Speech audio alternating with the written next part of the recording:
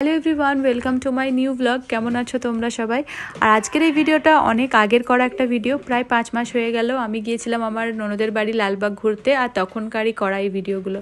আর তখন আমাদের সঙ্গে গিয়েছিল আমার ভাই ভাবি, আর ওদেরকে নিয়েই প্রথম দিন আমরা ঘুরতে চলে গেছিলাম হচ্ছে কাটরা মসজিদ। আর সেদিন অনেক জায়গায় ঘুরেছিলাম, সবটাই শেয়ার করছি। প্রথমে গিয়েছিলাম কাটরা মসজিদ, আর কাটরা মসজিদটা কিন্তু অনেক সুন্দর। আমার ভাবি প্রথমবারই এসেছিল মানে লালবাগ ঘুরতে, কিন্তু আমি তো অনেকবারই এসেছি যেহেতু আমার ননদের বাড়ি। আর কাটরা মসজিদটা অনেক সুন্দর, চারিদিকটা একটু ঘুরলাম আর অনেক ফটোও তুললাম, যেগুলো পরে তোমাদের সঙ্গে শেয়ার করে দেব। আর তারপর ওখান থেকে বেরিয়ে আমরা চলে গেছিলাম কাঠগোলা বাগান। আর এই জায়গাটাও কিন্তু অনেক সুন্দর। সামনে যে পুকুরটা দেখতে পাচ্ছ, ওখানে কিন্তু অনেক রঙিন মাছও ছিল, যেটা ভিডিও আমার করা হয়নি।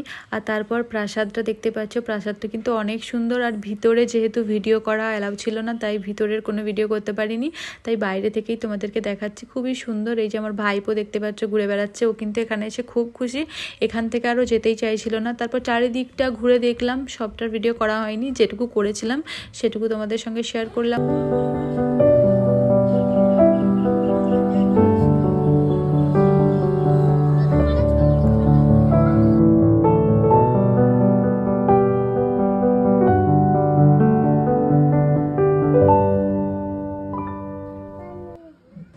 আর এই জায়গাটায় একটা সুড়ঙ্গ পথও ছিল, আর এই সুড়ঙ্গ পথটা নাকি জগৎ শেঠের বাড়িতে গিয়ে উঠেছে, আর এটা ভাগীরথী নদীতে গিয়েও উঠেছে।